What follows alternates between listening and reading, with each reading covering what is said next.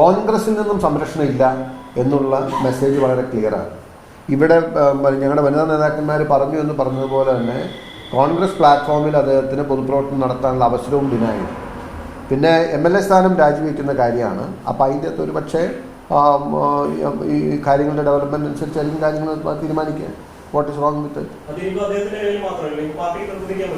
അല്ല, ഞാൻ പറഞ്ഞു ഇനിയിപ്പോൾ നമ്മുടെ ഇത് കഴിഞ്ഞല്ലോ. ഇനിയിപ്പോൾ ഓഫ് കോഴ്സ് കോൺഗ്രസിൻ്റെ ടിക്കറ്റിൽ മത്സരിച്ച ആളെന്ന നിലയ്ക്ക് അല്ലെങ്കിൽ ജയിച്ച ആളെന്ന നിലയ്ക്ക് ഈ റിക്വയർഡ് വീക്കെൻഡ് ടെലിമറ്റ് ടൈം. പക്ഷെ ഇന്ന് പാർട്ടി എന്ന നിലയ്ക്ക് എടുക്കാവുന്ന മാക്സിമം അല്ലെങ്കിൽ ഏറ്റവും തീവ്രമായിട്ടുള്ള നിലപാട്, ഏറ്റവും ബോൾഡായിട്ടുള്ള സ്റ്റെപ്പും പാർട്ടി എടുത്തിട്ടുണ്ട്. This is convincing message. കാരണം we are not going to tolerate such things. ഇതിനോട് എസ്പെഷ്യലി സ്ത്രീ സമൂഹത്തിന് ഉണ്ടായിട്ടുള്ള ഒരു വലിയ ഇത്, അത് ഞങ്ങൾക്ക് വേണമെങ്കിൽ ന്യായീകരിക്കാൻ BJP അങ്ങനെ ചെയ്തില്ലേ ബ്രജ്ഭൂഷൻ്റെ കേസിൽ, അല്ലെങ്കിൽ CPM 1, 2, 3 കേസുകൾ പറഞ്ഞിട്ട് CPM എടുത്ത നിലപാട് ഇതല്ലേ, അപ്പം ഞങ്ങൾക്കും അതാവാൻ പാടില്ല എന്ന് വേണമെങ്കിൽ പറയാറുണ്ട്.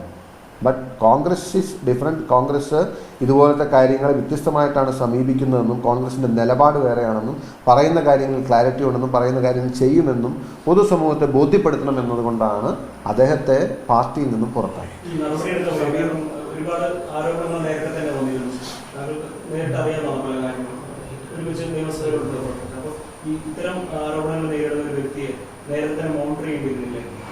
അപ്പം രാഷ്ട്രീയ വലിയ അത്രമാത്രം ഒരു ഗുരുതരമായ ഒരു തെറ്റല്ലേ ഈ ഒരു ചെറുപ്പക്കാരെന്നുള്ള രീതിക്ക് അദ്ദേഹത്തിന്റെ ഭാഗത്തുനിന്ന് കോൺഗ്രസ് പാർട്ടി ഇത്രത്തോളം വലിയൊരു പ്രതിസന്ധിയെ നേരിട്ടിട്ടില്ല. അതിന് കാരണക്കാരനാകുന്ന ഒരു യുവ നേതാവാണെന്നുള്ളത് ഏറ്റവും ദുഃഖകരമായ കാരണമാണ് പാർട്ടിയെ സംബന്ധിച്ചത്. തീർച്ചയായിട്ടും ഞാൻ ഈ സംഭവം ഞങ്ങളെ സംബന്ധിച്ച് ഭയങ്കര ഷോക്കിങ്ങും ഭയങ്കര ഒരു നിരാശാജനകവും ഭയങ്കര ഒരു ദുഃഖം ഉണ്ടാക്കുന്നതായിരുന്നു. ഞങ്ങളുടെ കൂടെയുള്ള ഒരു സഹപ്രവർത്തകൻ ഏറ്റവും മിടുക്കനായ ഞങ്ങളുടെ ഒരു ഫ്രണ്ട് ലൈൻ ഫൈറ്ററാണ്.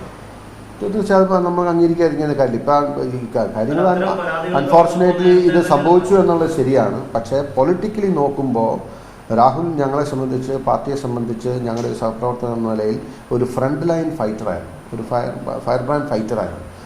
ഞാനത് ഷോക്ക്. നിങ്ങളാരും പറയുന്നത് എനിക്കിങ്ങനെയുള്ള കാര്യങ്ങളൊന്നും എനിക്കൊരു ധാരണയും ഉണ്ടായിരുന്നില്ല. ഒരിക്കലും ഞങ്ങൾ ഇനി ആരെങ്കിലും പാർട്ടിയിലുള്ളവരോട് ഇപ്പോൾ ഇവർ TV-യിൽ പറഞ്ഞാണ് ഞാൻ കേട്ടത്, നേതാക്കന്മാരോട് പറഞ്ഞു എന്നൊക്കെ. അതൊക്കെ എന്തുമാത്രം ശരിയാണെന്നൊന്നും എനിക്കറിയില്ല. എന്തായാലും എന്നെപ്പോലുള്ളവർക്ക് ഇങ്ങനെയുള്ള കാര്യങ്ങളെക്കുറിച്ചൊന്നും ഒരു ധാരണ ഉണ്ടായിരുന്നില്ല. ഞാനൊക്കെ വളരെ ഒരു ഷോക്കോട് കൂടിയാണിത് കേട്ടത്. ആദ്യ മണിക്കൂറുകളിൽ അല്ലെങ്കിൽ ആദ്യ ദിനങ്ങളിൽ എനിക്കിത് വിശ്വസിക്കാൻ തന്നെ പ്രയാസമായിരുന്നു. കാരണം ഈ കാലഘട്ടത്തിൽ പല ഗൂഢാലോചനയും പല കാര്യങ്ങളൊക്കെ നടക്കാം. അപ്പോൾ അതുകൊണ്ട് അദ്ദേഹത്തോട് റീച്ച് ഔട്ട് ചെയ്ത് എന്താണെന്ന് ചോദിക്കണമെന്ന് തന്നെ ഉണ്ടായിരുന്നു. എനിക്ക് തോന്നുന്നു ബൈ ആൻഡ് ലാർജ് പാർട്ടിക്കകത്ത് ആർക്കും അങ്ങനെയൊന്നും ഒരു ധാരണ ഉണ്ടായിരുന്നില്ല. പക്ഷേ ഇതിങ്ങനെയൊക്കെ പറയുമ്പോഴും we will have to wait and see what is going to be unfold. കാരണം ഞാൻ എൻ്റെ ഒരു വാല്യൂ ജഡ്ജ്മെൻറ്റ് ഈ സമയത്ത് പാസ് ചെയ്യാൻ തയ്യാറല്ല. We all are under shock. പക്ഷേ ഞങ്ങൾക്കെല്ലാം ഈ ഒരുപോലെയുള്ളൊരു ദുഃഖമുണ്ട്. ഞങ്ങളുടെ കൂട്ടത്തിൽ നിന്ന് ഏറ്റവും ഫ്രണ്ടിൽ നിന്ന് വളരെ ബോൾഡായിട്ട് ഫൈറ്റ് ചെയ്യുന്ന ഒരു ഫൈറ്ററെയാണ് ഞങ്ങൾക്ക് പാർട്ടിയിൽ നിന്ന് പുറത്താക്കേണ്ടി വന്നത്.